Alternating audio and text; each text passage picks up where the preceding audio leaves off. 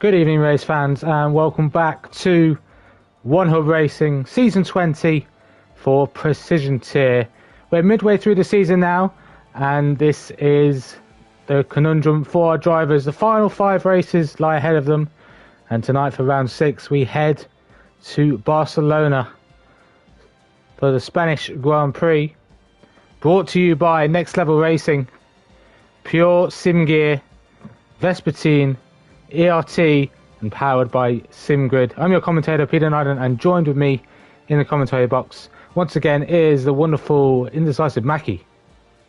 Good evening, everybody. Good evening, Pete. It's great to be back here in the box, and it's certainly a bit of a track where drivers don't really enjoy it in certain aspects, but I'm looking forward to see what these the precision. No, wait, what are we? Yeah, precision, pinnacle, precision. Yeah, I'm right. Old habits sort of die hard. It should have been over by now, but this tier, whatever tier it is, I know what it is. It's just words. I'm sure they'll have a better go at it than some of us managed to do down in Prospect earlier on tonight. Will it be a Friday the 13th horror show, or will it just be another day for some of these drivers? Looking forward to finding that one out. Yes, I caught the end of the Prospect Tier race. Didn't really catch much of the drama, and with Podium going on as well live on YouTube, already midway through, I believe, in their race. But tonight we're going to see the Precision Tier drivers tackle this interesting dynamic track in Spain. Many curbs are difficult, but the harder you push on them, the more advantage there is to be found on the track, and that's what drivers will be trying to find out in qualifying. Predictions for weather: do you think it will rain, or are we looking like a sunny day out in Barcelona? It's a tricky one. I think I was expecting rain for Prospect, but didn't quite get it, although it did threaten to at some point in qualifying. It said there was going to be upwards of 30% chance of rain in the race, but it never arrived, so I'm going to expect one of these sessions to have some rain in it, but I'm not going to be prepared to say which one at this stage. Okay, but that's a good enough opinion. We'll find out when the lobby gets underway with our use of the task system, wonderful system that allows us as commentators to get the finer details of race day, and we can give you a great commentary for the drivers to watch after and you guys to watch and witness live.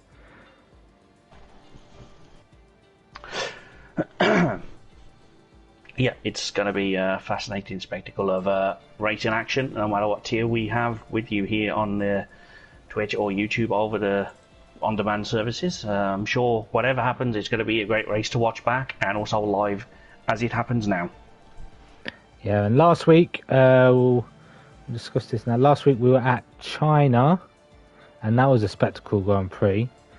Only 14 drivers were on the grid, but we had a sensational battle throughout the race. I don't think we were safety car affected once, and it was just a Grand Prix to watch back over and over, and that's from China. Yeah, absolutely. It wouldn't have been one of the tracks I would have thought of for instant classics like that, but it was a great race to watch there, and watched it again since, and it definitely didn't lose any of the magic in the replay. But I'm sure tonight will be a very different kind of race for all the right reasons, hopefully. But there was a couple of incidents of note which we'll talk about in qualifying, but that will be underway in the next couple of minutes or so here. Yes, there were a few incidents that we saw and missed last week in China. One in particular was when J-Luke, who was near his teammate at one point, overtaking, I believe it was Lawrence, and when Lawrence went into the pits, there was an incident between the two. But we'll discuss the results of that during the qualifying. But at the moment, the championship order has drastically changed from last week, thanks to the win from Casper in the Alfa Romeo.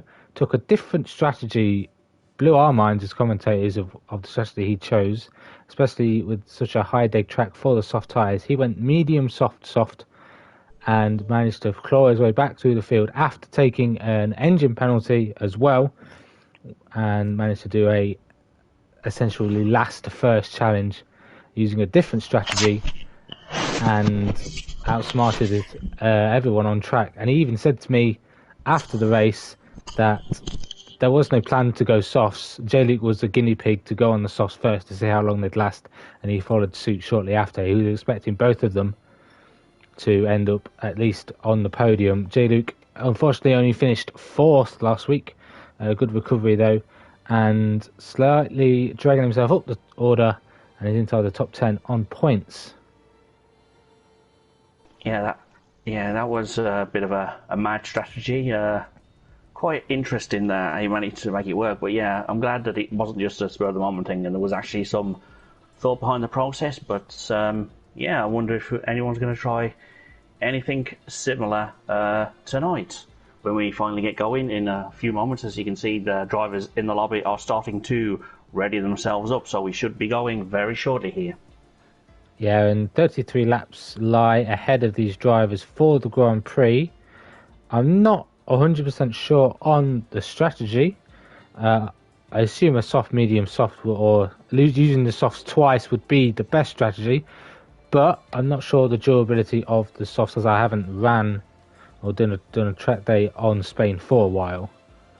No, it's definitely a double mediums. If anyone's out there using double softs, I will assume there's been a safety car at some point, but it's definitely the race tyre to be on is the medium tyre. And the hard tyre, would you think about using that as an option if there's an early safety car? Try and just extend a medium stint that would have been if you have to pit early on softs. The only way I'd consider using the hard tyres if I had an incident on lap 1 and I was plumb last and I needed to run quite deep to get the softs on at the end, but I don't think I would expect to see much of that. But there's a couple of people in the lobby that probably are prime candidates to try that, just to try and catch us out. So I'll be keeping an eye on them as the sessions progress, and I will let you know exactly who they are when it comes up. Fantastic. So we need one more driver to ready up. I'm sure they've been given the green light in Discord to ready up. There we are, 8 out of 16, half the lobby ready, and the timer starts to tick down towards this qualifying session. So the Aston Martins last week had a dreadful weekend, both of them failing to finish inside the top 5. A run of top 5 finishes has ended for Scorpion, who is no longer championship leader after that win for Casper last week. The gap is 2 points between himself and Casper, but the top 5 are just separated by 8 points. 5 drivers only halfway through the season are looking strong to be battling for the championship, but only 3 will come out on top to get those one hub racing prizes and trophies at the end of the season. But I wouldn't discount any of the drivers further behind. There are a lot of them that are quick, and I believe there is some good race pace in them for the rest of the season. Yes, there's certainly some good race pace in. I mean, Kieran wasn't up there. He's in P6. Before last week, every race he'd entered, he'd won. A bit like, any race he'd finished, he'd won. So you'd have a couple of wins there for Kieran in the early going, but he's down in 6th place. But he's definitely got the pace to win. We've seen here he's won on a couple of occasions and was a little bit unlucky last week not to add to that. But he didn't win, unfortunately for him. But we saw the result of that, and I'm just checking quickly. No one else has won a race out of that. So yeah, there's people down on about 10 points who probably are still technically in this because mathematically they could go on a bit of a run, but it's going to be difficult for those, but not impossible. No, not at all. If anything's mathematically possible, then just keep going for it. You can only put in your best. If there's unfortunate incidents, then it's out of your hands. But if you keep it between the white lines, facing the right way, and keeping it out of harm's way, no wing damage or anything, then you're sure to get a strong finish, especially in these tiers. They're so close, especially with the battling we saw, or we have seen over the past 5 races, that I can guarantee you that half this grid can secure a win easily It just all depends on whether it's their favourite track or not, or how much practice they put in. But I can show that, I can see that there's potential in all these drivers that can take that top step of the podium. Yes, there's definitely some potential there, and I'm just looking at the first two on track. Already we've had a Williams there, I think it was a Williams, yeah, Cavudi on the grass already as Lawrence goes through. Talking of Lawrence, he was actually resulted in a 10-second time penalty for causing the collision we mentioned earlier with J-Luke, which we both missed at the time, but unfortunately for that happened, so that dropped him. And yeah, the stewards would also like to remind drivers that you are not allowed to retire on track during qualifying or the race, because that could have a big impact on the race, resulting in safety car or blocking someone on a hot lap if it's in quali, for example. So drivers who do retire on track should be reported, and that is a driver in the wall already, as they're explaining about not retiring on track. But that's probably okay if your wheel falls off. You're allowed to do that. Yeah, as long as you don't do it on purpose. But that is what I'm talking about, this final sector that I'm not the biggest fan of. So many issues with the so many issues with the curbs and that uphill towards turn 11 and 12. If you're on the power too much, or you have too much steering lock into the first left-hander, you are going to be ending up in the wall, and that is what Lawrence has done. And that is unfortunate for him, because he didn't even make it round his outlap. He wasn't even pushing and managed to make a mistake. So unfortunate for Lawrence. That's one Red Bull already out of the session. Yes, it is. But I was just checking the field to see who possibly would be changing their engines today, and I think we have 3 at last check. I'm just trying to find those figures as I say that, but there's definitely some interesting strategies to try and do. We saw it from the back last week. Will it be 2 weeks in a row where someone from the back of the field after an engine change comes through and takes potential victory? Of course, this is nothing to do with engine change, but I just want to point out Waits' pre-race interview, who's yet to leave the garage. He's not feeling particularly confident, but he will give it a good shot. And all options are open in terms of strategy, according to him, and it doesn't really suit his driving style. He doesn't know about setup perspective, just it depends on how his qualifying works out, and he does know that anything can happen in the race. So look forward to seeing anything happening. Fantastic stuff. Yeah, Waits had a decent enough race in Spa, from what I remember. Had an incident with Red Matt, which cost him the win. Was not here last week for China, so missed out for a nice double McLaren finish, which we're still waiting for. However, the only Thomas managed to secure a nice podium last week, and he's still well within this title fight. However, himself, you mentioned 3 drivers, himself, the other Aston Martin of Chris and Sam, those are the 3 drivers that are taking their engine penalties this week. It's a good point to do it.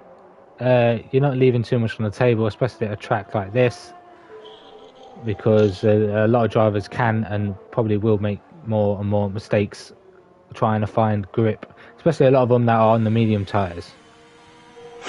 Yeah, you definitely have to find the actual level to see where you can push and where you have to sort of wait until the tyres feel a little bit better. And of course, there was a couple of us down in, well, there were 3 of us down in Prospect that did exactly the same as those 3 drivers you've just mentioned, which is interesting because one of the drivers said he's taking an engine, but I can't actually see him in the garage or anything. So that's kind of that's awkward.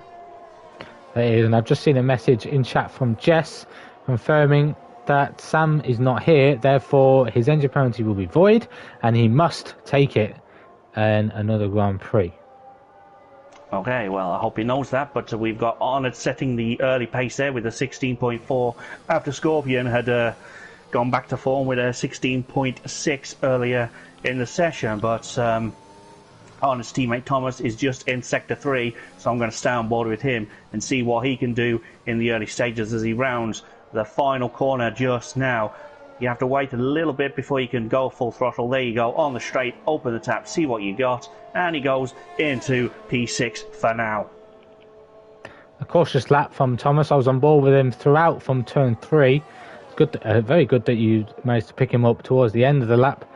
But yes, maybe just a warm-up for him.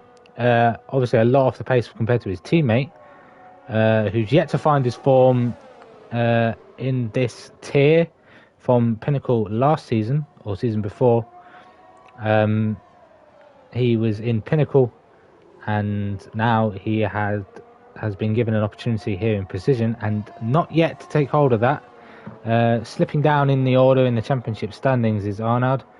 Not good form at the moment, and he's 15th with 3 finishes and 2 consecutive P10s, so all top 10 finishes, but yet to be inside the top 8 or even top 5 so far this season. Yeah, that's certainly not where he'd want to be. We know, as we've said many times, we know he's got the pace to be up there, but whether he'll be up there is down to, I guess, performance on the day. And Lukey's just set himself a bank lap there, 28.9. I'm sure he'll be going quicker than that, but it is important here to set a lap time, as you have, like we said, engine people who don't quite set a valid lap time, they could struggle, and if they still haven't done it with a couple of minutes left, they're going to push, and possibly push too hard, and perhaps they might even crash out of the rest of the session. So setting a banker this early is not a bad strategy to go with at this stage of qualifying.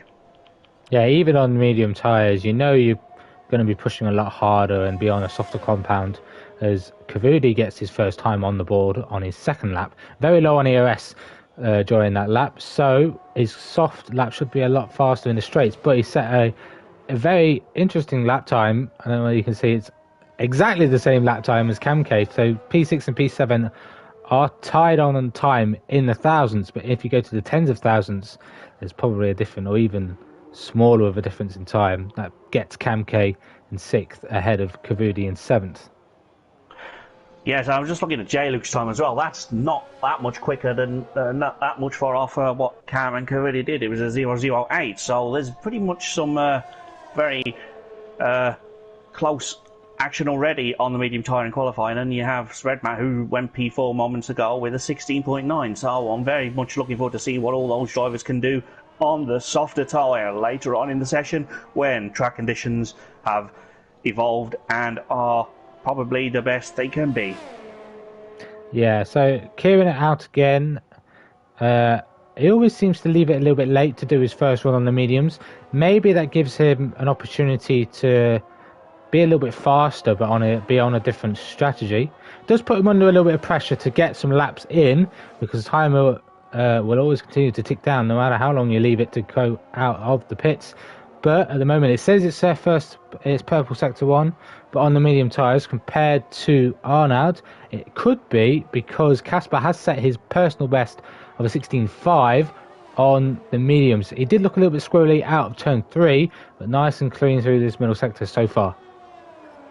Yes, nice and clean is what you want to be, especially through that sector there. It's always important to keep it as clean as possible. Sometimes you will have a little bit of sliding going on, and it just depends on how much you can control that to help with your lap time. But we see Chris down in P15 has retired. He's one of those, as we've said, taking his new engine today, but in his pre-race interviews he said he will do his best. That's all he can do.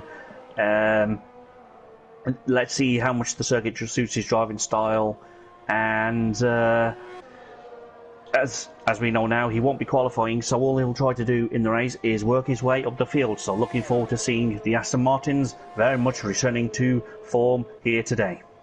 Yeah, and they might need to just calm things down in, I'll say, the dressing room. It's not football, but they've still got a decent lead, but they have lost a lot in the constructors. The gap has fallen, and the Ferraris have fallen down in positions as well in the constructors. So they were well within the fight, and both had a strong driver lineup. One's still missing in action. Kieran is still flying the flag for the Ferraris, but Aston Martin lead on 117. With Alfa Romeo, after that 1-4 in China, have closed the gap to 39 points. Still doable, 5 races to go, but both drivers need to be on form. Both Alfa Romeos are currently qualifying inside the top 5 as it stands. 7 minutes to go. With Chris's engine penalty, he will be starting in 15th or maybe even 16th if Rich manages to set a time. But McLaren have boosted themselves up with Thomas P2. They're in third on 56, 1 point ahead of Red Bull. That's Cam K and Lawrence on 55, and AlphaTauri on 54, and Ferrari on 52. So the battle for P3 is really heating up in the constructors. Whether they get a chance to continue their fight for that top step in the constructors, it remains to be seen. As the rounds go on, we'll get our definition of which team will be crowned champions. But it looks to be close enough to be a 2-horse race at the moment between Aston Martin and Alfa Romeo. Yes, that very much looks to be the form book suggests that as well. But Speed Red Matt has possibly other ideas of that, as he's just gone provisionally pole position with just over 6 minutes of this session to go with a 16.2. That was a great lap. I saw him on the exit of the middle sector. I thought this looks a pretty handy lap, but you were talking about important things, so I didn't want to interrupt. No, that's fine, but qualifying is always a key point.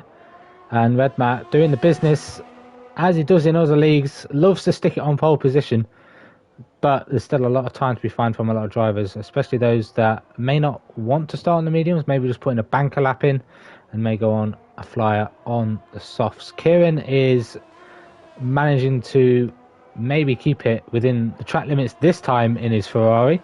Into the final sector is into this very tricky chicane. You don't want to be touching those yellow sausage curbs on the inside.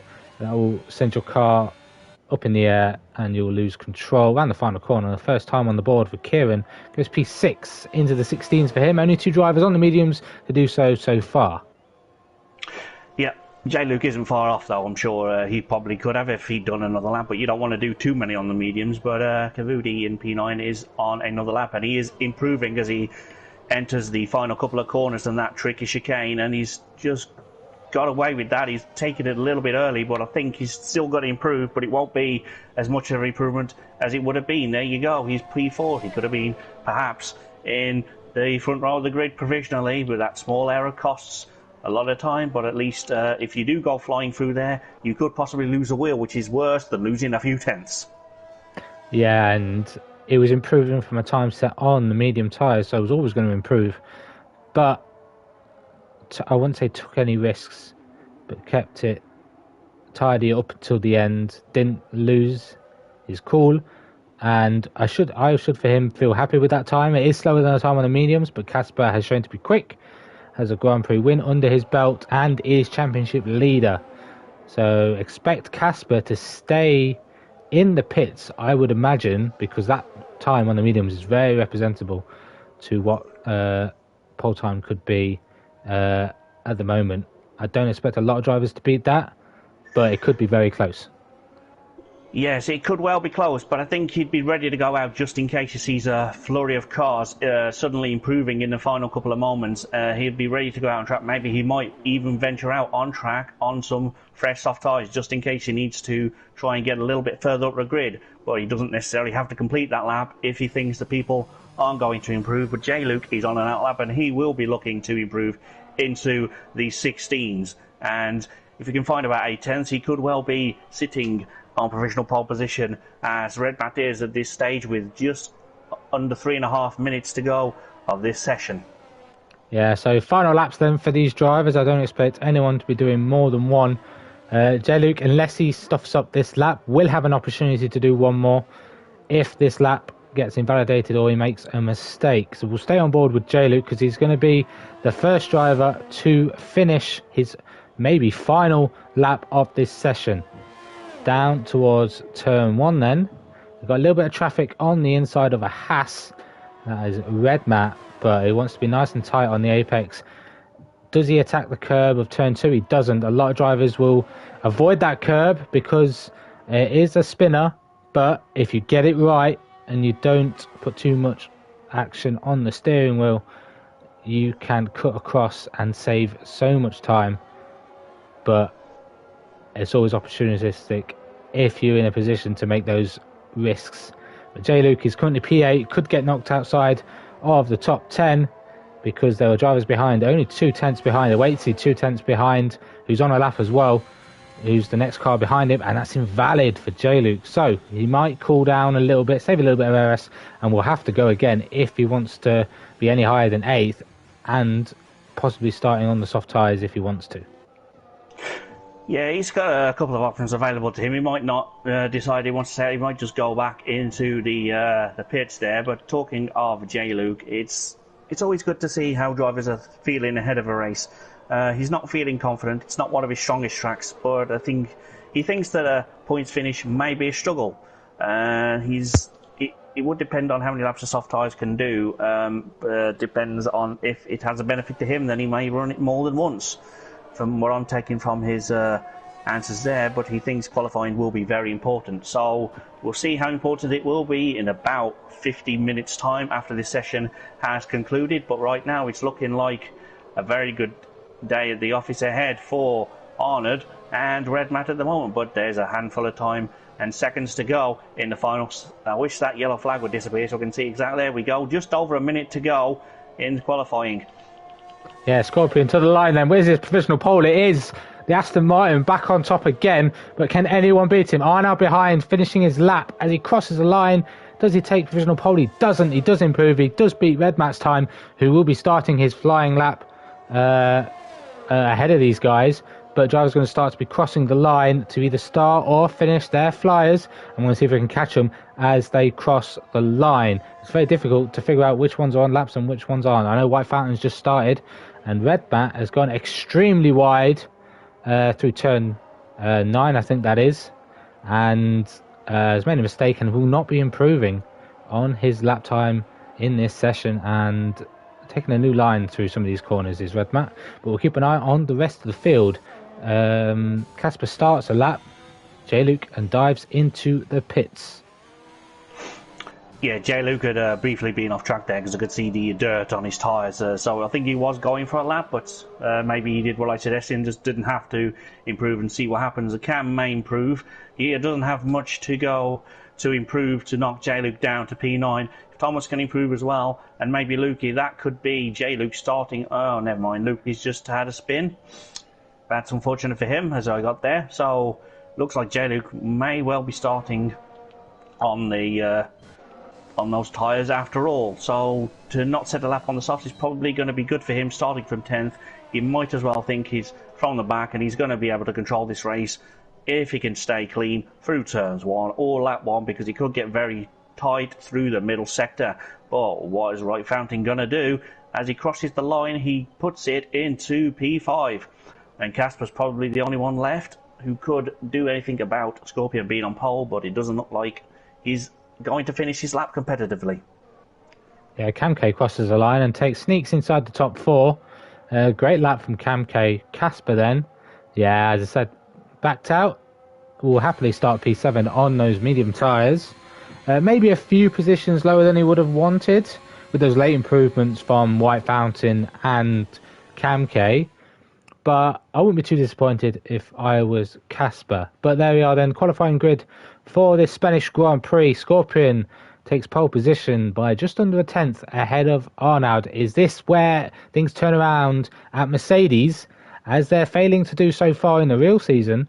Is this a turnaround for the Mercedes boys? Both inside the top 10, but it's Arnaud on the front row in P2. Red Matt with a good qualifying position in the Haas. He's third, but failed to set a lap at the end of qualifying. Cam K with a final run of the session in P4, and Kavudi, we haven't seen him for a while, in 5th. White Fountain is 6th. Casper on the mediums is 7th, ahead of Kieran, who's on the mediums as well, in 8th. Thomas is 9th. J-Luke is 10th. Those are top 10. And Waitsy and Lukey, the two drivers, I believe Lukey failed to set, I think Lukey set a lap that was quite too slow, didn't improve. And Waitsy as well is outside the top 10. Got to keep an eye out for Chris, who's taking his engine penalty, as well as one other driver that I've forgotten the name of, but it will come to me as we get to the grid. Yes, and while that name comes to you, I'll take this very quick opportunity to once again thank our magnificent partners and sponsors here at One Hub Racing, where we have are sponsors of Next Level Racing, who sponsor the league by providing the prizes that you will see, and they're so cool. I wish I could have one of those. They're awesome, so thank you to them. And you have Pure Sim Gear, who sponsor the league by providing a pair of their sim racing gloves to the driver with the most combined poles and fastest laps. And our partners here at One Hub are Vespertine, who support our championship prizes, ERT, partner of the ERT Going Gets Tough Award and the league trophies. And of course we are now powered by SimGrid, who run our seasons through their community and platform, and it just makes all the stats look sleeker and in one easy to find database, and it's very, very cool, so we're glad to be on board with them. And of course we have Taz, so thank you to the Tasman and all the One Hub Racing staff that help us set it up every week. We couldn't do it without any of those people, and I will hand back to you as we are going to be racing onto the formation lap very shortly. Yes, and the name came to my mind. It actually came to mind quite quickly, actually. I didn't look, I didn't cheat. It did come to my mind, but I didn't want to interrupt. Thomas, the McLaren driver, one to watch as well, taking his engine penalty. And Rich just failing to set a lap time at the back of the grid. I'm not 100% sure whether he picked up anything from the steward's report, but I'm sure starting from last is not going to be an issue for Rich. Let's have a look at tyres then. Data strategy. It is suggesting the hards, but soft, medium seems to be the favourable choice. That those starting on the softs, that is, those inside the top 10 that qualified there, and those outside, which I'm not surprised to see. No one outside the top 10 is starting on those dreadful softs, which are expected to last around 8 laps. That's from fresh. So expect a lot of these drivers, especially those inside the top 6, pitting early, failing a safety car. Yeah, I was going to say I'd expect some pit stops around lap 5 if you're on the softs and qualifying, which the top 6 are, as you can see, and Thomas as well. But there are a few action zones to look out for as well when they finally go racing in a few moments' time when we've finished the formation lap, as everyone, as you can see, is just trying to warm their tyres to their temperatures. So, turn 1, you can definitely see there's a best chance to make a pass, especially after a few laps when you have DRS down into that chicane. And then you've got turn 7. It is tricky acceleration zone though through the exit and into 8, but getting a good exit is crucial so you can carry on into turn 9, which is the high speed right hander, which is possibly all about commitment and picking the right point to turn into to carry as much speed through the corner and direction change as possible. And of course, if you get this wrong, then there's going to be all kind of gravel awaiting for you, and walls and barriers and other cars potentially if you get it so wrong, but hopefully none of that happens. And we are about to start forming up the grid as Rich is at the back a little bit behind the rest of the field, but not too much. He's just coming into view now, which is not his fault, of course. It's the AI at the end of the formation lap. They just take over really early here, so he will shortly be in his grid slot, and we are ready to go racing here in the precision tier of One Hub Racing. Yeah, we are waiting for the last 2 drivers to line up on the grid. A downhill run towards turn 1. Who's going to be chancing themselves on the brakes? Keep an eye out for Chris and Thomas from the back as they take their engine penalty here in Spain. And it's lights out and away we go here for One Hub Racing Precision Tier Round 6 at Spain. And it's 3 wide down towards turn 1 between Arnaud, Redmat and Pole Sitter Scorpion as they break late into turn 1. Scorpion has to back out as it's side by side between the Haas and the Mercedes, as we've seen so much in real life Formula 1 this year. But it's Haas who comes out on top. Scorpion playing it safe and not wanting to get into a 3 wide scrap in the first corner of the Grand Prix, as side by side between White Fountain and Cavudi behind, swapping positions. Cavudi dropping right down the order, and there's been an incident between Cavudi and White Fountain. Both drivers have collided on the exit of turn 4, and we have a virtual safety car which has been upgraded to a full course caution, and we've only got through 1.5 sectors. Yeah, I didn't see what happened between those two. I was just, there was everyone just slotting in at the back of midfield, just taking their lines through, and then all of a sudden I saw the cars tumbling down the order. I didn't see what happened, but this could be an opportunity for someone. Perhaps you might not want to from the lead, but if the leader goes, I'm sure Arnold, Scorpion and Cam will as well. But there's definitely a chance for Thomas to get in there, put on some mediums, and then be on a better strategy for the rest of the race. But it all depends on the driver's feel. That's what I do if there's an early safety car, which we didn't really see one over in Prospect. We think we had a virtual at about lap 27, something like that. That was very, very late for that, and that's the only one. But all the leaders have gone in, and I think, yeah, that's pretty much all the soft runners in. So Casper on the mediums will be able to restart the field in a couple of laps' time when everyone's caught up again, and the safety car has done its mandatory few laps. And Cam's gone for the hard luck. What you talked about in qualifying has actually come true, and he was one of the people I thought might try it, but I didn't want to say it in case he was listening, then he wouldn't do it and make me look foolish. He likes messing with me, does Cam. He's a man of few words, but he likes to get his actions on the track, and right now he's in a very, very good position as well. He is indeed, can go very long on those hard tyres, but if another safety car comes out, once those medium runners start to pick up some tyre wear, you can near enough copy their strategy anyway and be in a strong position for the rest of the Grand Prix. However, I noticed there were 3 drivers that did start on the mediums, have pitted already, and have chosen the soft tyre. That's Chris, J-Luke, who did pick up a little bit of wing damage. There was 5% on that left end plate he had to get a wing change for. I don't think there was one for Chris, but I am looking to see what the strategy is now for him and Rich, who I don't think picked up damage, but were forced to box and chose to change tyres to softs from the mediums. Didn't want to go long like the top 5 have done so. No, I think that could well be a massive, massive error for those drivers. I think it may be the game's done its standard thing of giving them soft tyres when they didn't necessarily want them, but it was probably, there's many issues, but if it turns out they did want them, I'll take it all back at the end of the race, but I don't think they would have chosen to box from mediums on lap 1 without damage. Yeah, I got White Fountain in the chat saying he was really looking forward to this race, but he just got hit in the back and it was out of his control from there, and the collision just unfolded. And both drivers of White Fountain and Convudi are out of this race. Unfortunate for him. White Fountain, a driver who has the pace in this league and was well up there as one of those surprise drivers that could sneak them way into this championship fight. He was sat 7th on 33 points. Best finish of the season so far was 2nd place in round 4. So a driver who has so far had more bad finishes than good finishes and is looking to fall out of this championship fight with this DNF this week. Yes, it's always unfortunate when you see a driver DNF, but I've just twigged what J-Luke may have done there.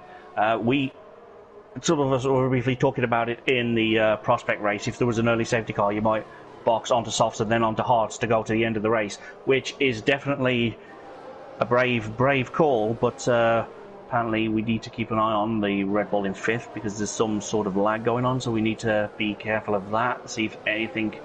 Well, yeah, that could well be J-Luke being a clever boy and thinking on the fly, which is what you sometimes need to do. And safety car will be in this lap, which is kind of a very, I don't know if it's an early or late notification, because there's not that long to go until the start of the next lap, but we'll see when Casper wants to go. He won't be for a while because the safety car has to be in the box. But, yeah, the restart will be all yours in a second. It will. So, yeah, good strategy choice from J-Luke. Rich and Chris taking the option to go on the mediums. That's both of their 2 stops completed. However, I don't think the mediums will go 30 laps, so they're leaving themselves a window of opportunity if there was to be another safety car. J-Luke will be trying to go to the end. His teammate is restarting this race right now as they exit the final corner, and he's just weaving to get some heat into those tyres, but that weaving could have cost him because Kieran has now taken this lead down towards turn 1. He was a little bit down in qualifying, but now takes the lead of this race. He's used to this and is used to winning as well, is Kieran here in One Hub, and looking to get back on track as he was in the first 4 rounds of the season, that or the 2 that he raced in, he got wins, and now leading this race. But Casper doesn't lose out to the only Tom. I said to watch for him as well, starting from the back. And Waits is up there as well, so it's a good, strong performance from both the McLarens. but you got to keep an eye on the drivers who have made their pit stops. That's Red Matt, Arnold, Scorpion, Camke, Thomas, Lukey, and don't forget Chris, Rich, and J. Luke, who have both made their 2 mandatory stops. Yeah, that's important to remember as well. 2 mandatory stops. If any of the drivers are listening and getting excited by carrying away, you have to stop twice. Remember that, otherwise you will be disqualified at the end of the race, and that will be sad to see. It happens so often the last couple of seasons. Even though we thought people would know the rules, it still kept happening. So it's always a good reminder of that. But at the moment, I think these drivers are more than skilled to know what's going on. I'm sure if there's any hint of a virtual safety car or a full safety car late in the race, they will be in that pit lane quicker. They can say, oh look, that car's pitting. They will indeed. I just noticed J-Luke lost a little bit of ground on that restart. Has fallen really far behind. Hasn't got any damage according to TAS. Neither has Rich, who was behind him on that restart. So J-Luke not getting those hard tyres up to temperature on this restart. No DRS yet to go away for 3 laps after safety car has pitted before DRS is activated. 2, 1 down the start-finish straight and 1 on the run down towards turn 10. Best opportunity of overtaking, as mentioned at the start. I'd say turn 1 out of those 2 DRS runs. There is an opportunity around here in this section of track. If you get a good exit of turn 5, there's an opportunity to sneak one up the inside, but very risky if you do so, because the curbs at turn 6 and 7 and 9 are incredibly dangerous. But line stern at the moment, Waitsy just struggling to hang on to the back of the lead, the 3 leaders, but causing a massive train all the way down to P10. So McLaren at the end of one train and starting another one. Yes, it's definitely an interesting situation where you're at the start of one train and the end of another. It's almost like, which fight do I choose?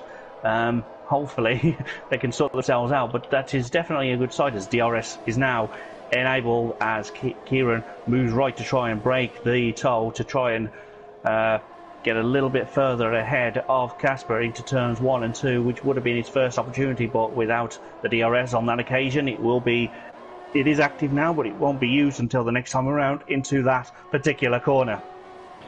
Yeah, while I didn't think there'd be an overtake for lead because there's no DRS, I was having a look on board of Red Matt as he was very close to the back of Lawrence. Mentioned in the chat from Yuri, his teammate is probably engineering him at the moment, listening to this, or helping Red Matt all he can in the box with him. And yeah, the lag was quite severe, though. He was shifting from left to right on track, so got to be careful as Red Matt and the drivers behind if that lag continues. But yeah, there's going to be some overtakes coming up soon because DRS is going to be nice and powerful down that main street, especially if you haven't got a car in front of you, such as Waitsy and Kieran, who are going to fail to get any slipstream or DRS. Just all about that exit of the final corner, or the penultimate corner, should I say. Yeah, it is definitely key to a good exit there, and as you can see, he gets a good exit, and there's a yellow flag down. That looks like it's J-Luke on the hard tyres, is facing the wrong way yet again. It's a gamble, but it hasn't quite worked out for him on this occasion. He's got very much damage, so that gamble is now officially over. He's going to be on the mediums under the VSC, so he might not lose as much time, but he is going to be plumb last and just going to treat it as a test session, unfortunately for him. But a full course safety car could still bring him into this. It's not over yet for him, but it's going to be a tough ask from there. It's just an idea now for Joe Luke, is just don't get lapped. If you don't get lapped and another full course caution comes out, you're well back in this fight. You only need to find 2 positions to get yourself back in the points. And with the drivers being so close as they are, I was expecting an overtake from Casper, but that virtual safety car came out just at the right time to save Kieran. So the Alfa Romeos getting under each other's skin there, causing trouble for each other. But J-Luke will be off those hard tyres. We'll probably never want to see them again after failing to perform very well. As Kieran gets a drive-through penalty on that restart. I wasn't expecting it to end. Only the drivers know when it's going to end, because we don't get no indication. They get a sign saying virtual safety car ending. But Kieran has ruined that by getting himself a drive-through. Might expect him to pit at the end of this as we get a yellow flag in sector 3. That's for Red Matt. There might have been contact between themselves and Lawrence. With that, Kieran makes into the pits to serve his drive-through. And this is a chance for Thomas to to take the lead. However, Casper has got DRS after being behind Kieran at the detection point. Yeah, it's certainly a little bit of bad luck for some of these drivers, but I think if you're trying to gamble on when the virtual safety car goes in, that's not clever. So you get yourself a drive-through, and now he's down in P13 out of the points, and J. Luke is still cast adrift at the back, but he's got a fresh front wing, so he's going to feel the benefit of that as he goes around the twisty corners. But Kieran will be looking to get right on with this and reel in Rich as quickly as possible. But it is still a fight between the Alfa Romeo of Casper and the McLaren of Oni Toma for the lead of this race on lap 8 here in the position tier. Yes, and with the pace of these two, we could really see a very good battle. Yellow flag. I'm not too sure what's that for. Cleared though. I've not seen a driver lose positions. Saw Chris get by Lukey though, so he's on a charge from the back. Has made his first mandatory pit stop, so you've got to be wary that the drivers leading inside the top 4 all still need to make a pit stop. Will we finally see an overtake for the lead, or will he get ruined by another yellow flag? Here's a chance for Tom of them, but he's a little bit further back than he was in the earlier part of the lap because Casper was pushing and has set a purple lap time, but I don't think it's going to matter. The slipstream, the straight line speed and the DRS all working perfectly for the McLaren, but Casper more cautious under brakes, more believing that the car will stop, and he makes sure that he stays in front. Yellow flag sector 1. That is Thomas, who has become a victim of turn 2 inside curb. We saw Thomas right on board there, riding that curb. He got it perfect just to take as much advantage of cutting the corner, but not being victim to the curb and spinning himself. But he's in a great opportunity here to make an overtake, even down towards turn 10. Yes, down towards turn 10 is definitely a brave place to try it. He's trying it around the outside. Is Casper going to give him the squeeze? Not through turn 11 and 12 for these two. A corner where we saw Lawrence become a victim of. But expect these drivers to be switching positions again and again and again. Like we saw last week, Thomas had a fantastic fight. Oh, these yellow flags need to go away, man. We've honored at a spin this time. A man who was looking to be on pole position was on the front row, but is having a nightmare at the moment. But will this finally be a change for the lead? Will Thomas finally get his hands on P1? He's going to have to be forced to the outside, which then will turn to the inside at turn 2. Doesn't want to touch too much of that curve. You see he was hesitant to be riding that inside curve of turn 2. And he will sit back for at least another couple of corners before he pounces again. Yep, he's definitely going to take a chance to redouble. It's very tricky to know when to attack and when to lift off, especially if you think you can get the lead and then you realise, oh, there's a curb there, I better not try it down here. But let's just wait for some DRS, and even that might not be good enough for some of these drivers with such as the nature of the corners.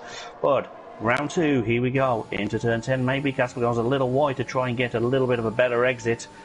Will Thomas try it? I don't think he's quite close enough. He's not, but he's definitely going to be closer into, perhaps straight into the braking zone of turn 1. Yeah, Casper's just got to nail that exit of the penultimate corner. He's taking his chances though, as Casper. He's run wide a few times and he's touched that yellow curb on the inside there. Nearly sent his rear sideways, but kept it in a straight line. Can Thomas get a decent exit? Takes a tighter line, uses the curb on the inside. Taking more risks is Thomas here and wants to take the lead. He's currently behind in the championship and doesn't want to be behind in this race much longer. Casper forcing him to take the racing line again, making that Alfa Romeo as wide as possible is Casper, and Thomas just with the dirty air having to lift through turn 3. And I think Casper's got some good straight line speed. He's holding Thomas off at the moment. Expect Thomas, if he can't get by, to do something strategy wise, try and influence something in this race.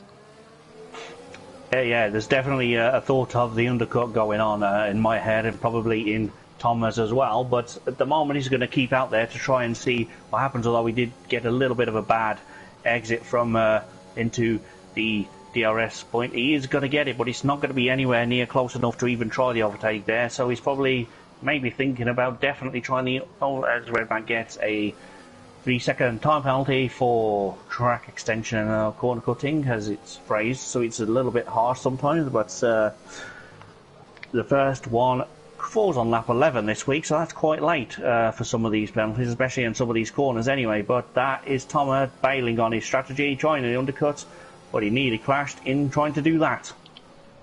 He did indeed, but that now puts his teammate up into second place. Top three still yet to box, but there's going to be a double overtake, and Wace is going to go from second to fourth, and Lawrence is up to second as Scorpion and the Red Bull of Lawrence both get through with the benefit of DRS. So when there's a driver stranded and gets a poor exit and they're within about 2.5 tenths, there is always going to be an opportunity for an overtake, and Scorpion takes advantage of double slipstream, double DRS on the pair of them, but only managed to make one overtake, but seems to have the pace on these fresher tyres. They're only 2 laps fresher, but still fresher. Yep. Fresher is fresher, no matter what the state. You always want fresher tyres, whether it's a lap or 20 laps. It's still going to be helpful to you to have the fresher tyres. Cammy's doing, I don't want to say too much, but he's doing a pretty good job now on the hards. He's got them up to temperatures, going around quite nicely, quite consistently. He's going to be in a happier place than J-Luke, who tried it earlier, but he's still out there. He's J-Luke battling around down in P14, especially when Arnold had his incident. It's brought J-Luke back into some sort of a battle, so that's always good to see. Remember, every position and every point matters, but we have Waitsy, Scorpion and Lawrence going to try and switch positions again on this lap into turn 1, but I don't think there's going to be a double overtake on this occasion. It's just going to be Scorpion going into second place, past Lawrence, breezing past with the DRS into the braking zone, knows where he wants to slow down, gets the move done, and that is Scorpion into P2, and Lawrence has become a victim of the curve as well. He's done exactly what we saw earlier, so no fault of anyone. It just happens. That's a yellow flag, but shouldn't lead to more than that. Shouldn't indeed, and it's going to have to be very careful with those rears. Going to be in high temperature, and if put too much throttle, it will go again and will be causing more yellow flags. But I don't think it was too much of a harsh of a spin to put too much temperature, especially in those medium tyres that need a lot of work rate into them to get them into those overworking window. And Lawrence is now going to drop the field as Kieran did. He's now just ahead of him, Kieran with that drive through, and Lawrence now with a mistake at turn 2. The gap's starting to open up now, and Casper is yet to capitalise on the undercut at the moment. Will Casper box this lap? Tom has come out into nice clear air. He's got the battle for P6 ahead of him, but there's a nice comfortable piece of air for him to take an opportunity for the undercut and take the lead of the race. Waitsy, after getting overtaken, feels those 13 lap old mediums are done, and he's into the box as well. Yeah, Luke, he also pits there, and Lawrence does pit as well. I've had that spin the previous time around, so I think he thinks that's probably enough of these tyres. I can't really afford another spin, so let's box, be sensible, and let's go again. Speed red map up into P5, but does have a 3-second penalty, which doesn't affect him too much at this stage. Yes, and he did have an incident, so he did drop down the field. Could have been a little bit higher up, maybe could have been sitting P3 as he was net race leader from the pit stop. So after that incident, I didn't see it. It might be in the stewards report, another incident that we've somehow missed. But when there's a battle at the front, we've got to keep an eye out on those guys, because the battle for the win is the biggest prize of the day. The biggest prize in One Hub is the championship. But only one can win, and that's what these drivers are fighting for.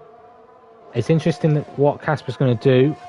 There is an opportunity now for him to just keep going, but he's got to be wary that his tyres are going to be a hell of a lot slower than the drivers behind him. And Cam K is going to be coming into his own and should be one of the faster drivers on track compared to the leaders. Yeah, he definitely should be, especially with the state. He's going to look after those the tyres pretty nicely, and he'll be in a good position later on in the race. He can choose his strategy from here, like pit when he wants. I think I don't want to make calls for him or anything like that, but I think he'd be going quite late on these, maybe 5 or 6 laps to go, whack on the softs. But if there's a safety car, say around lap 25 to 28, he'll probably put the, well, 25, probably put the mediums on, but 28 he may still go softs. It might be worth the risk to have a few extra laps out there, and Arnold looks a little bit squirrely as he comes around the penultimate chicane, and J-Luke is much closer now than he's been for the last few laps. The medium tyres will do that to you, to someone struggling to get the hards up to temperature, but he is within the DRS window, and there's a battle for P13 on the track, but Arnold stays in 13th.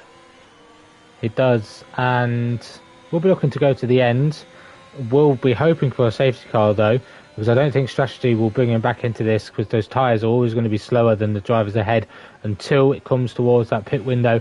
It should be faster than Casper, give or take, the time he gets those up to temperature. Luke is on the hards as well, so we've got to watch out for him. Lawrence is on softs, so Casper or someone's going to have to keep an eye out. J-Luke could keep an eye on Lawrence's pace compared to himself on the mediums on those softs, see how long they go, and see when Lawrence pits for his final stop. But I expect Casper to be coming in as we head towards the halfway stage of this race. Yes, halfway stage already. It feels like we've only just begun here. We're almost, in fact, we are halfway through the season. Just as quickly as that began as well. We are halfway through. Time flies here in one-up racing. It's an incredible Friday night spent watching some guys go wheel to wheel into turns 1 through probably 12, unless you're racing at a track that doesn't have 12 turns. Yeah, I'd like to see guys try and overtake at turn 12 at Austria. That'd be nice to see. Thomas running very wide at the exit of 4 on board with Waitsy on those fresh tyres has closed that gap down to Thomas. He was in a little bit of free air, did lose out on the position to Thomas thanks to the undercut and the safety car, but has regained the ground, has got 12 lap fresher tyres and is looking to make this overtake sooner rather than later. Will he get it down towards turn 10? I don't think he will. He's not close enough, not even for a lunge would anyone think about trying that overtake. Except for the man himself, ERT Thomas. He did that on me at that very corner on the final lap at a Spanish Grand Prix in another league quite a while ago. He made a very late lunge up the inside into turn 10 and took a podium off me. I was furious about it, but the move stuck and it was allowed, and that's what Thomas has experience for at this track. He knows where to put the car as well, but at the moment it looks like Waitsy's going to get this position very easily as Kieran now makes his first stop onto the soft tyres, as there's a Mercedes in trouble, and it's not the one that's just been battling Waitsy. It's his teammate of ERT, Arnaud. Yeah, he's he got passed by J-Luke earlier on in that lap as well, and I didn't see what happened to him because I was watching the battle between Lawrence and everyone else, but it looks like Arnaud's had enough of the hard tyres, similar to how J-Luke did a few laps before that. Well, I say a few laps, it was 9 laps ago. That's how quick this race is going, and that's a yellow flag as Arnaud has had enough in the pit lane. He's decided, I can't be bothered to do this anymore. He's last and out of the race, and now we have 13 runners still. We still have 13, so there's still a lot of points to play for today. It's sad when you see a driver thinks that he can't get to the end, but we have Kieran and Redmat going for 8th position. Kieran has a look, but doesn't commit to the move just yet, because that was probably a sensible thing to do, knowing if he stays about there he's going to get a much easier pass into turn 1 in about 20 seconds time, as Redmat is trying everything he can to get those hard tyres to give him any kind of grip. They are fresh hard tyres as well, so we should in theory be going to have a good race for the rest of this stint. But here goes Kieran. Doesn't even need the DRS to get past, but he's going to use it anyway because, well, why wouldn't you if you have it to use? And an easy pass into P8 for 2-time race winner Kieran. Yes, he's doing well in the Ferrari on a recovery drive, and could be expected to go on another set of softs. He will be the only man to know himself how long these tyres go. So expect him to be putting in some good lap times. He may even go for the fastest lap of the Grand Prix with the benefit of slipstream and DRS down towards turn 1. You're going to have such a better sector 1 compared to everyone else, and here's an opportunity to take that bonus point from the drivers inside the top 10, as Lawrence now becomes a victim of track limits, trying to push hard on his soft tyres down in P10. Casper finally pits. Yes. Sorry. Yes, Casper finally pits, and I was going to say the drivers on the hard tyres are those to watch. Redmat doesn't need to stop again, so he's definitely going to the end. Cam won't be going to the end, but can stop quite late on in this race. He's done 16 laps on those hard tyres already. He can still go for, in theory, quite a lot more than that, but he needs to stop twice. Just a reminder, just in case you're settling in and thinking Cam's got this race won. He doesn't necessarily. He's got to stop again. Talking of the race win, it could well be looking at Red Matt being up there towards the end of this race. It can well indeed, but that undercut hasn't worked that well. I think Thomas jumped the gun too early there and has only managed to pull 2 seconds on Casper. I don't think he had any traffic. He was in clear air for 90% of that time on those fresh mediums. I think Casper's just had the superior pace and so far still has the superior pace, being on the soft tyres. Depending how fast they wear now for Casper, we'll keep an eye on them throughout this stint. But I expect Casper to be trying to go to do a double soft stint with there only being 14 laps to go. 7 and 7 is very doable, but those tyres are going to feel worse for wear at the end of both of those stints. As Scorpion now makes his final stop, this should be for fresh mediums to go to the end. They are indeed. Watch out for him because he's going to have pace throughout this stint. Those tyres should easily do 16 laps. And is going to be in a nice position for his championship, but he's got to watch out for Casper because he's going to be on a charge at the end with a final stop to be made. Yes, it's looking like we're going to have quite a few drivers on a charge towards the end of this race, which is everything we could ever want here in the commentary box. It's going to be a grandstand finish. Cam currently is in P1, out on track, has a healthy lead over Thomas, but of course that won't stop the bank, so that could drop him quite a few positions depending on what happens in the next 5 or so laps, depending on how whether he wants to go mediums or wait a bit longer and go softs to the end from about, I'd say, lap 27, 28 possibly. Depends on how confident he feels, of course, and as the leader you can make whatever call you want to do and we just wait and see what happens. But I'm really intrigued. I have no idea who's going to win this race. There's so many candidates, and of course there's going to be so many more for Driver of the Day, which we'll talk about later on. But it looks like the battle to be watching right now is Casper and Thomas for second place. It is indeed. I thought you were going to say Kieran and Chris, but this is going to be for not the next race lead, but for P2 on track. Oh, a little bit of a fake from Casper. Gets the move done before the braking zone and is comfortably up into P2. Now, you've got 2 drivers to watch further down the field. There's Scorpion, who's done his 2 stops, and Chris, who had a mare on lap 1, has done his 2 stops. So he will be going to the end as well, and they're not too far off the leaders. There is a possibility for Chris to get well into the chance to get a podium out of this. He's one to watch in my eyes as well. Yes, and of course Red Matt is one to watch as well. He's done as well. He's done his mandatory 2 stops and he's not far behind Kieran and Chris on the track, so this could well be a multi-car battle for the lead in the closing few laps, and that is something that is getting very, very real here. It could happen, but it's a little bit too soon to be thinking about that, but that's the possibility that awaits us in about 8 laps time. Well, having said that, we've lost Thomas. I'm not sure what's happened to him, but there's a virtual safety car now. Oh, turn 12. He's become a victim of turn 12. Been pushing too hard to try and stay. Probably try and stay in the DRS of Casper, and that brings out a virtual safety car. This is a perfect opportunity for Camke to box. Medium tyres for him. Casper will do the same and should go on to another set of mediums to complete his strategy.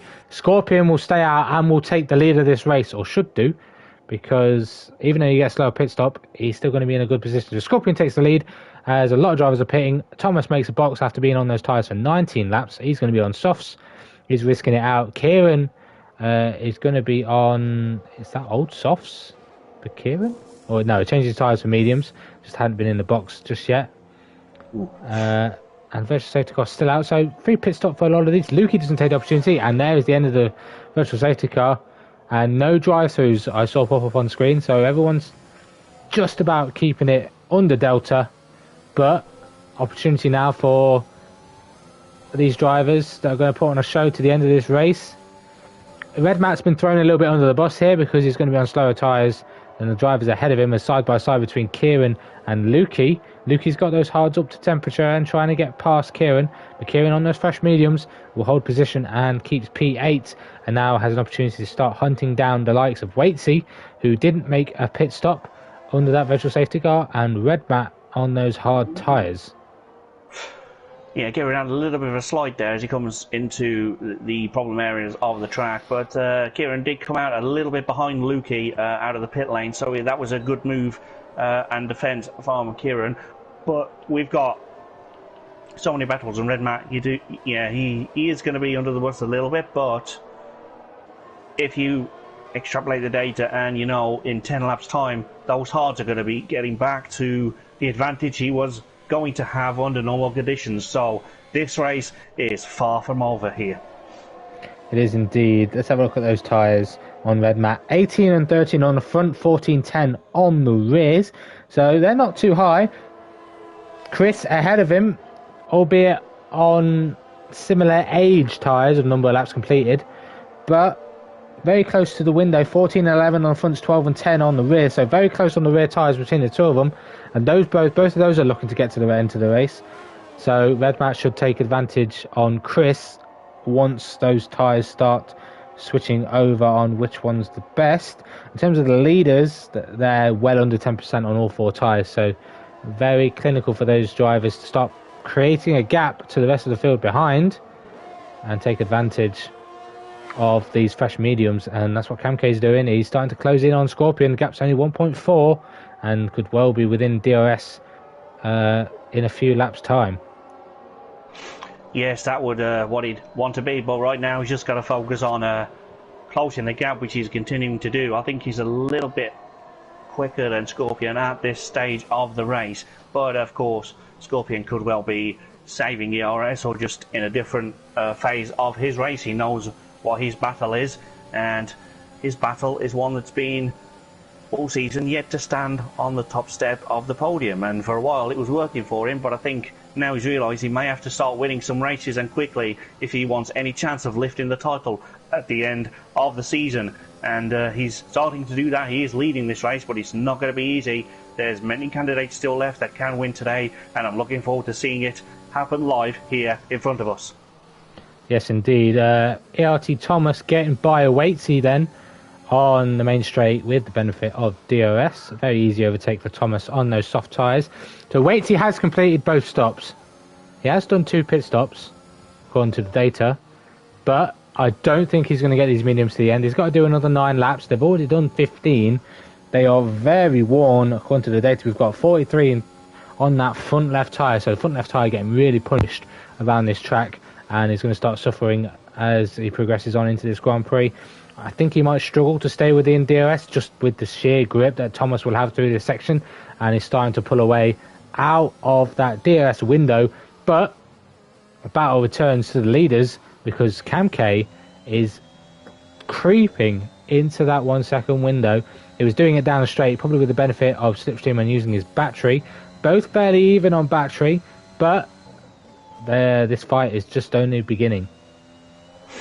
Yes, and talking of fights, Kieran doesn't have much of a fight from Waitsy, who is on those old tyres, as you say, but I've worked out what he's done. Waitsy has put on those tyres he started the race with at his second stop, so he's used the second set of mediums, so he's on his mediums all the way, so he has to stop and put on some softs at some point, or hards. He has to run a second compound, so that's definitely going to hinder him. It was worth a gamble, but unfortunately possibly could have pitted under that virtual when he had the chance to and put on a different compound. But at this stage he's doing okay for himself, but his tyres are not going to like him for too much longer, and the penalties are starting to fly in now as the drivers are starting to amp up how much pressure they're putting on the drivers in front, and they're trying to push a little bit more to try and get an advantage. But at the moment it's not worked for some of them, but Scorpion is in control of this race, just about outside the 1 second window for Cam to have DRS on him.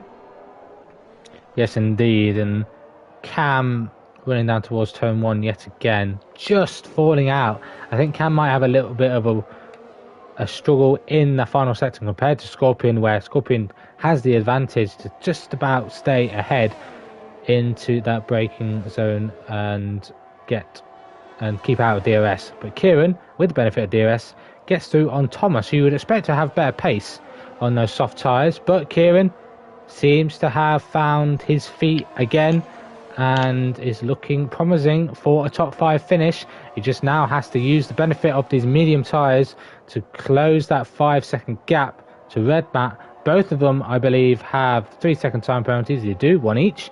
Thomas with 6, Luca with 3, and Lawrence with 6.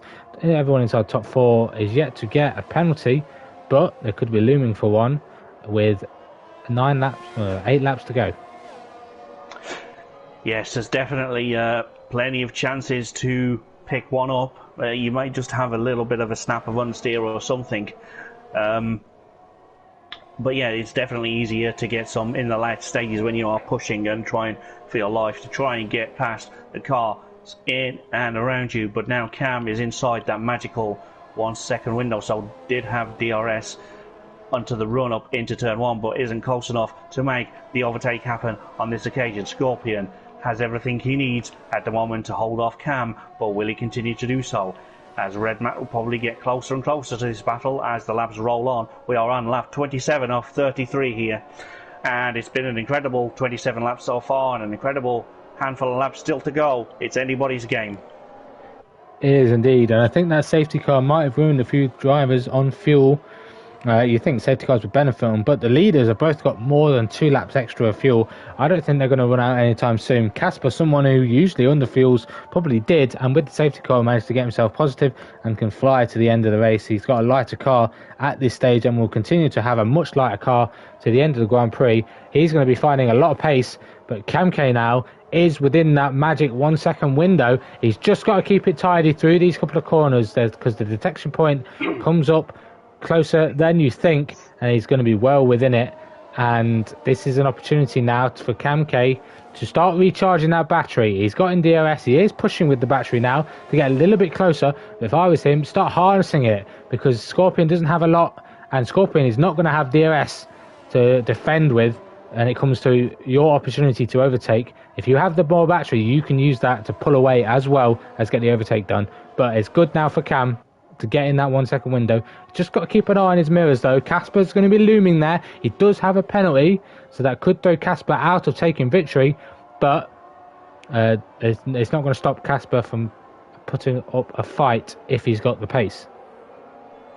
No, it certainly won't, but we've had some stellar come through the field drives today. Chris in P4 has got always up 11 places. Cam has a moment there through the tricky chicane where a lot of the time penalties have come from today. But there's opportunity for everyone, as we've realised. Down into P12 you have points, so points to everyone that finishes today, and that's always a bit of a reward for some drivers who have had a rotten race and they're still in the points, like J. Luke has had an absolutely miserable afternoon. He's only down 1 position, but at one point he was a threat of being lapped by the leaders, so he's done well to turn his race around. The virtual safety cars have certainly helped him, and the pit stops came at the right time for him to get back into the healthy points paying positions. But now Cam will not have DRS after that mistake, and Lawrence there, the other Red Bull, has been pushing a little bit too far and now has himself a penalty there as well. So it's all still to play for here at Spain in around whatever we are, round 6, I think. Yeah, my brain doesn't do numbers. But yeah, we are having an amazing season here, and I can't wait to see how this unfolds in just a few weeks, round 10. But this is not there yet. We've got a race to decide here today, and I'm absolutely have no idea who's going to win. It's fascinating. It is indeed, and what's fascinating as well is Casper's within the 1 second of Kamke, and Kamke has failed to get back within that 1 second of Scorpion ahead. A mistake could have cost him not only opportunity to take the victory, but to hold on to P2 on track. I think Kamke and Scorpion are don't have to be as careful as Casper, because Casper now already has the penalty and a fresh set of warnings to take on another, whereas both Kamke and Scorpion have only taken 1 warning each, so they can push the limits at least one more time if they need to defend. But Kamke struggling in that final sector again. No ERS to defend, no ERS for Casper, but an overtake is going to be on the cards if he can get it stopped into turn 1. Yellow flag sector 3. That's a Mercedes of ERT Thomas. The only one left in this race, was the only one on soft tyres, has had an incident at the exit of turn 13, I think that is, and he's running a little bit slowly. He's got Lawrence and J-Luke running up behind him on track, so we've got to be careful not to get in those guys' ways. J-Luke might box for fastest lap because he will be a driver outside the top 10 and will manage to take fastest lap off of either himself or Rich if it comes about. Oh, you said J-Luke could box for fastest lap. He's have to now. He's crashed on his way into the pits. Oh, fantastic. I'm not sure if he was boxing, but he's knocked off his front wing, so he's now going to go for fastest lap whether he wanted to or not. But he's in a good position still. He's still out there, and Casper is pushing with everything he has to try and win another race, at least on the track. Penalties still could decide this, but it's not over yet. There's still a handful of laps to go, and this podium could look very different several times over. And of course, it usually does here when I say that, so keep your eyes everywhere. We're going to need them. We are indeed. So Cam K's got to think smart here. He's got to start harvesting some battery. Doesn't want to use it. He's got DRS. He's staying within the DRS of Casper. He knows Casper's got the pace, and Casper's going to start reeling in Scorpion in these final few laps. He's got the fresh compound, and he's within that 1 second. All it takes now is for Cam K to pounce when Casper takes the opportunity to overtake Scorpion, because Casper will want to still win this race. He knows he's got that penalty, but with this pace advantage, he could force these two behind, or Scorpion and Cam K, to start battling and could start to pull away. I don't think there's enough laps, but that could still be running through Casper's mind. A podium will be a stellar job for him, regardless, being championship leader, but he could lose out on top 2 here unless the other two push track limits, trying to fight for victory. Yes, that could always be in a driver's thinking, but I don't know. I've never been in that position to possibly win a race in the last stages of one. But I'm sure whatever these drivers are thinking, they'll have it all figured out, maybe 2-3 moves, 2-3 corners in advance, I should say. But Casper and Scorpion are going to give us an almighty show. Even if Casper does get through, which looks like he could well do, he's got DRS now and a little bit of battery.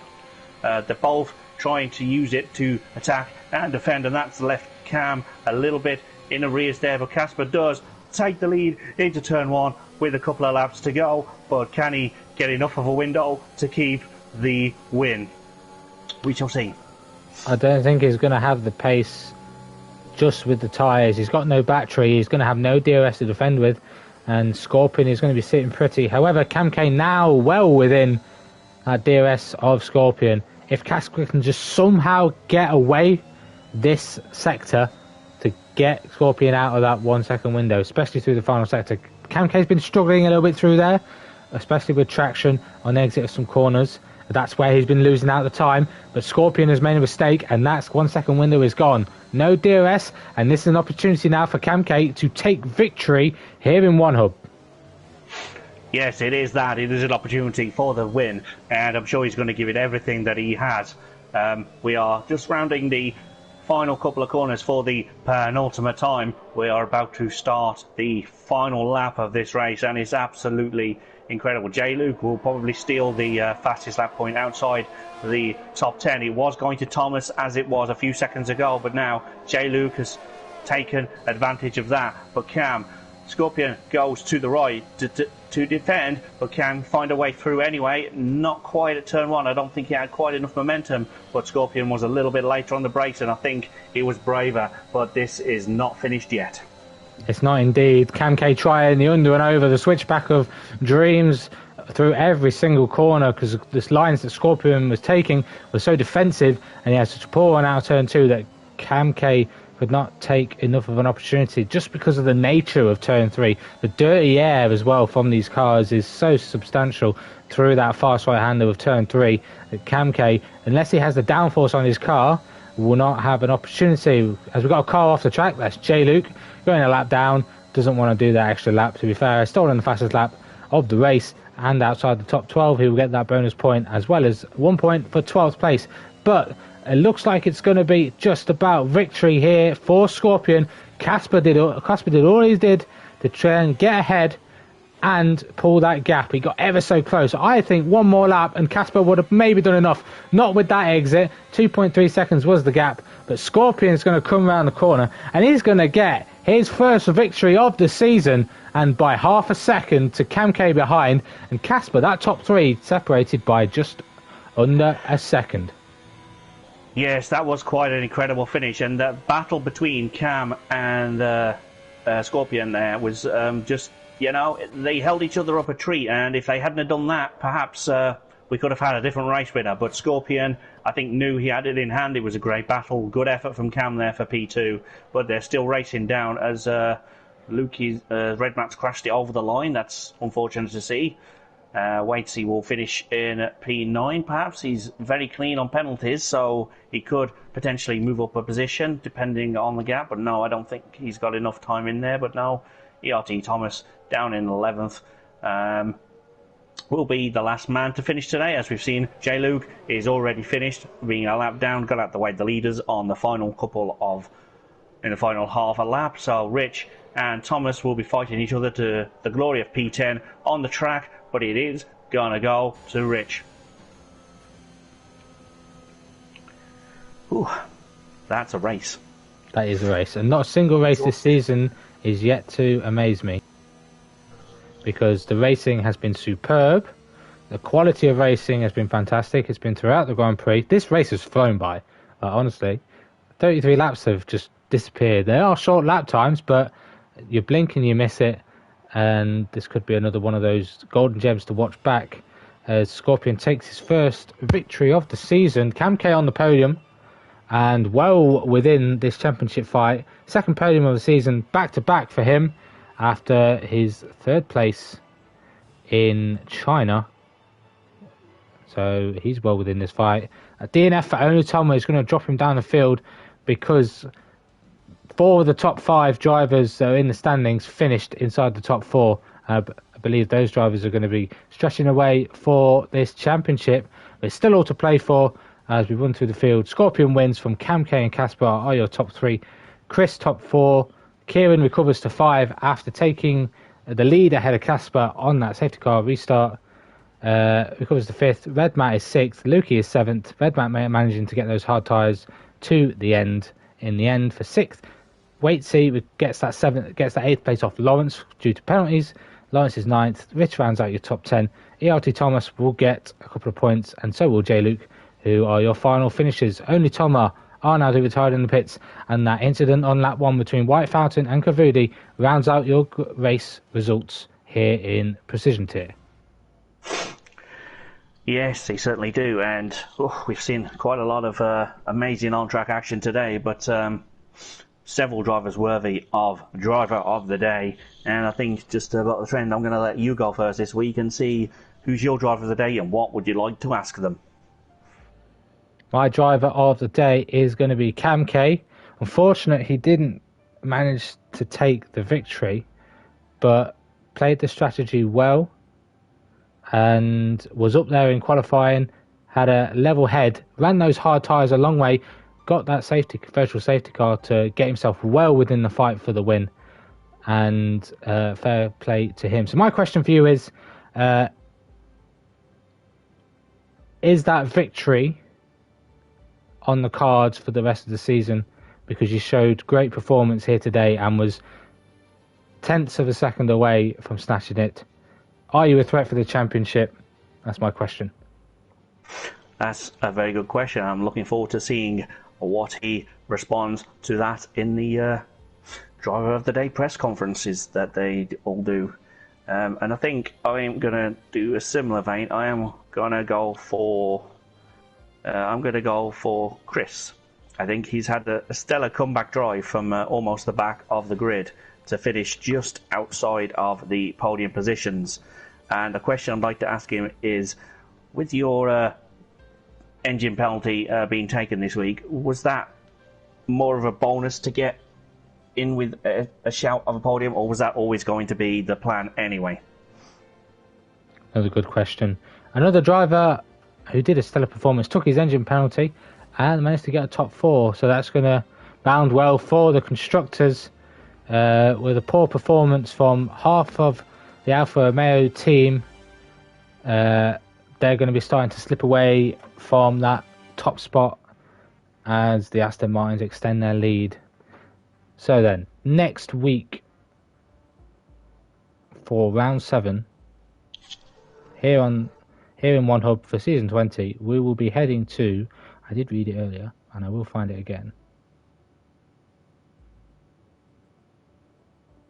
We'll be heading to Interlagos, ERT Brazil, for the Brazilian Grand Prix for round 7.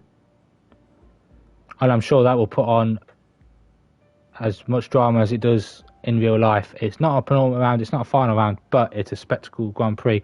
And the weather could play a huge part as well. Be sure to join us for that Grand Prix. I'm going to let Indecisive say a final few words if he wishes.